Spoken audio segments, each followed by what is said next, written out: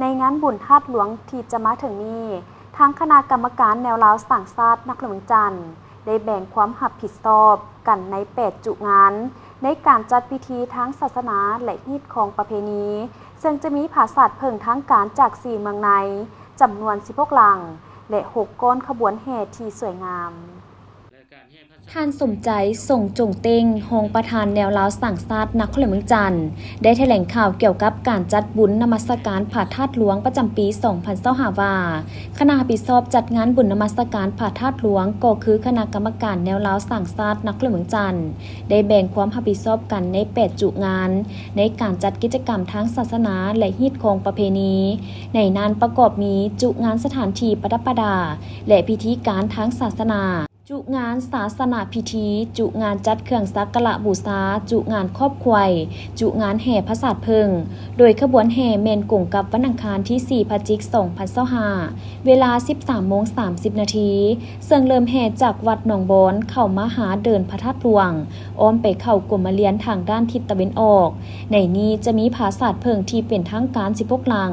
จาก4เมืองละ4หลังและมี6ขบวนก้อนแห่คือก้อนถุงซาดทุงศาสนาและทุงทิวก้อนผาสง80องค์ก้อนกั่นน้ำก้อนผาสัตว์เพิงก้อนผ่าหางเก้าผมเบี่ยงแพก้อนศิลปะดนตรีฟ้อนถังบังก้อนมวลสนทั่วไปโดยขบวน1แม่นแห่เข้าในกรมเลียนขบวน2แม่นแห่อ้อมนอกกรมเลียนนอกนี้ยังมีจุงานรับผิดชอบใส่บาตรตีขีและเวียนเทียนเรื่องงานฮีตของประเพณีและศาสนามีรวมมีอยู่9เวียกซึ่งในนี้มีเวียกจัดสถานที่ประดับประดาทางศาสนาอันที่2เป็นศาสนาพิธีที่3เป็นการจัดเครื่องสักการะบูชาเวียกที่4เป็นการครอบครัวการครอบครัวนี้พวกเราจะได้เริ่มมีการครอบครัวก่อนการจัดงานซึ่งในนั้นมีอยู่9จุดที่จะได้ครอบครัวอยู่ในสถานที่แห่งนี้และเวียกที่5เป็นเวียกแห่พระศาสตร์เพิ่งแห่พระศาสตร์เพิ่งนี่จะมีอยู่4เมืองในกันเว้ารวมแล้วมัน4เมืองในเนาะคือเมืองไสเสถาเมืองศรีสัตนาเมืองจันทบุรีและเมืองศรีโคตะบองและเมืองละมีพระศาสตร์เพิ่ง4หลังซึ่งรวมเป็น16หลังอันนี้เป็นเวียกที่แห่เป็นทางการและนอกจากนี้ก็ยังได้ต้อนรับขบวนการอื่นๆที่เสนอจากภาคส่วนอื่นๆที่มีจิตใจหรือว่ามีจุดประสงค์อยากเข้ามาแห่นำแล้วการแห่พระศาสตร์เพิ่งนี้มีทั้งหมดอยู่7ก้อนกำลัง7ก้อนเนาะดังนี้ก้อนที่1เป็นก้อนแห่ก้อนทุงชาติทุงศาสนาและทุงทิวก้อนที่2เป็นก้อนพระสงฆ์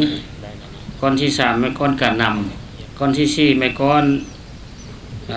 พระศาสตร์เพิ่ง16หลังนี้ก้อนที่5เป็นก้อนผ้าหางเก้าผมเบี่ยงแพและก้อนที่6เป็นก้อนศิลปะดนตรีก้อนที่7เป็นก้อนมวลชนซึ่งในนี่และแม่นบรรดาท่านหรือว่าภาคส่วนอื่นๆที่จะเข้ามาแห่นำนี่พวกเขาจะได้จัดใส่ในก้อนมวลชนนี้ให้บรรดาท่านเข้าใจกันดังนั้นการแห่พระศาสตร์เพิ่งเนาะจากภาคส่วนต่างๆก็คันว่ามีจุดประสงค์อยากมาแห่พระศาสตร์เพิ่งน้ำก็ขอให้แจ้งมาให้ทางคณะรับผิดชอบนี้เพื่อบรรจุเข้าในแต่ละก้อนนั้นเพื่อความเป็นเอกภาพและเป็นความเป็นระเบียบเรียบร้อยและการแห่พระศาสตร์เพิ่งนี้ครับพระเจ้าขอแจ้งเติมว่าพวกเราจะได้แบ่งเป็น2จุหรือว่า2ขบวนเนาะและขบวนเข้าไปไหนและขบวนแห่อ้อมนอกแต่ว่าสุดท้ายก็ได้เข้าทั้งหมดนี่แหละให้บรรดาท่านได้เข้าใจกันนั้นหลายท่านก็ว่าแห่อยู่นอกแล้วสิบ่ได้เข้าไปไหนแต่คิดว่าสุดท้ายก็มีห่างเสียงว่าบ่ได้เข้าไปไหนให้เข้าใจว่าต้องได้เข้าหมดเนาะแต่ว่าเนื่องจากว่า สถานที่พวกเขาก็อาจเดซันจึงได้จัดขึ้นในนั้นให้เข้าใจขึ้นในนั้นเนาะและอันสุดท้ายนี้ก็ขอให้พ่อแม่พระชนบรรดาเฮาและพระสงฆ์สามเณรทุกองค์จงรักษาทิศของประเพณีอันดีงามของบรรดาเฮาก็คือของเผ่าเฮานี่แหละให้มันจบงามเนาะถ้าว่าบุญอันนี้ก็เป็นฮีตของพวกเฮาถ้าพวกเฮาเฮ็ดให้เสียฮีตเสียของก็เป็นอันที่บ่ดีบ่งามนั่นแหละเนาะก็ขอให้รักษาฮีตของประเพณีอันดีงามที่พวกเฮามีมาแต่ดึกดำบรรพ์เนาะท่านห้องประธานแนวลาวสั่งซาดนักหลวงจันทร์ยังได้กล่าวเรียกร้องต่อพระสงฆ์สามเณรแม่ขาวทุกองค์ทุกตนที่มาร่วมตักบาตรให้มาลงทะเบียนนำแนวลาวสั่งซาดนักหลวงจันทร์นอกนี้บรรดาภาคส่วนต่างๆที่อยากจะมาร่วมแห่พระศาสตร์พึงให้แจ้งมาหาคณะรับผิดชอบเพื่อจะได้จัดขบวนก้อนกำลัง